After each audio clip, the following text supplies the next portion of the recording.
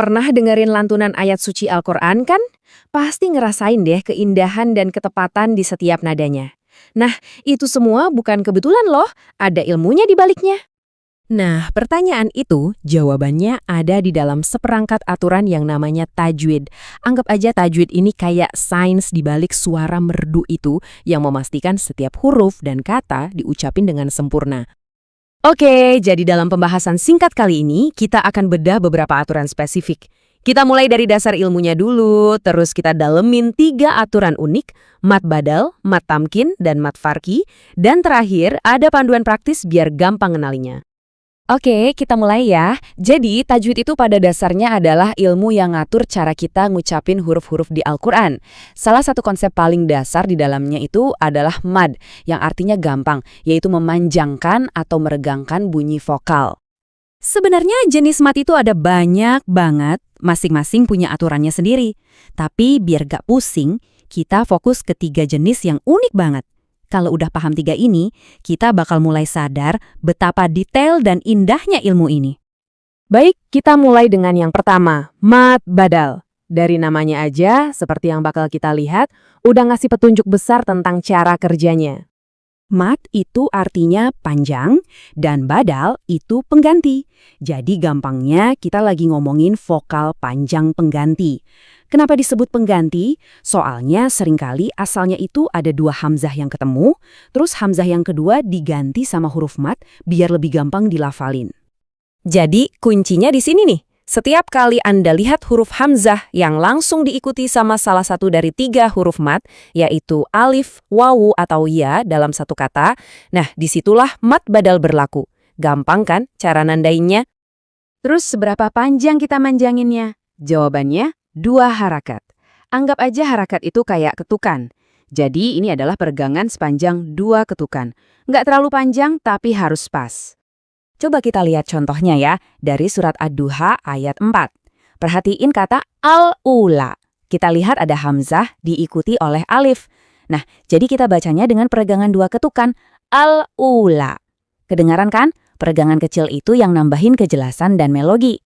Lanjut ya ke aturan kita yang kedua, mat tamkin.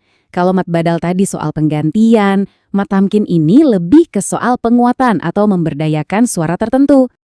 Sama kayak sebelumnya, namanya itu udah jadi petunjuk. Tamkin itu artinya memantapkan atau menguatkan. Jadi aturan ini tuh gunanya buat mastiin sebuah suara diucapin dengan mantap dan jelas, nggak samar-samar. Aturan yang satu ini spesifik banget. Kita harus cari 2 huruf ya yang letaknya sebelahan. Ya yang pertama punya tanda tasydid, itu loh yang kayak huruf W kecil di atas. Dan ya yang kedua itu sukun alias mati. Kombinasi unik inilah pemicu mat tamkin. Jadi, gimana cara bacanya? Ini bukan cuma soal panjang, tapi soal menekan dan memantapkan bunyi ya yang pertama. Kita benar-benar kasih penekanan, biar suaranya kedengaran beda dan jelas dari ya kedua yang ikutin. Aturan ini bisa kita temuin di beberapa tempat di Al-Quran, contohnya di surat Al-Baqarah dan Ali Imran. Nanti pas lagi baca ayat-ayat ini, coba deh perhatiin baik-baik. Ini bisa jadi latihan bagus buat melatih mata dan telinga kita. Dan yang terakhir, kita sampai ke aturan yang sangat istimewa, mat farki. Aturan ini punya fungsi yang super spesifik dan penting banget di dalam teks. Farki itu secara harfiah artinya pembeda. Dan ini pas banget ngegambarin tujuannya. Aturan ini ada untuk membedakan 2 jenis kalimat yang maknanya sangat berbeda. Nah, ini dia fungsi utamanya yang keren banget.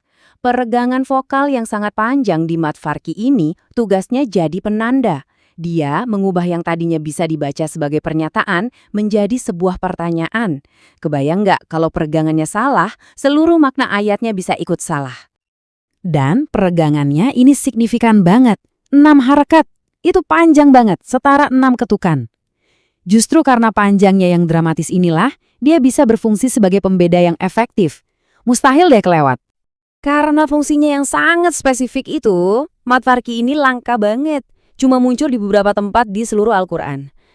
Di slide ini ada daftar lokasinya, jadi ini tuh kayak harta karun tersembunyi dalam ilmu tajwid.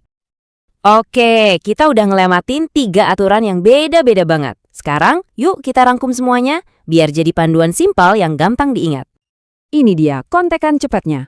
Kalau mat badal, cari hamzah sebelum huruf mat, panjangnya 2 ketukan. Buat mat tamkin, cari 2 huruf ya yang dempet, terus tekan yang pertama. Dan buat mat farki yang langka itu, dengerin aja peregangan 6 ketukan yang mengubah kalimat jadi pertanyaan. Simpel kan? Jadi, intinya begini. Dengan bekal pengetahuan ini, sekarang kita nggak cuma dengerin melodi yang indah. Kita mulai bisa mendengar presisinya, aturannya, dan makna yang lebih dalam di balik setiap lantunan ayat. Nah, jadi pas nanti dengerin lantunan Al-Quran lagi, coba deh tanya ke diri sendiri, kira-kira lapisan presisi dan makna apa lagi ya yang bisa aku dengar sekarang? Perjalanan Anda untuk memahami keindahan tajwid baru saja dimulai.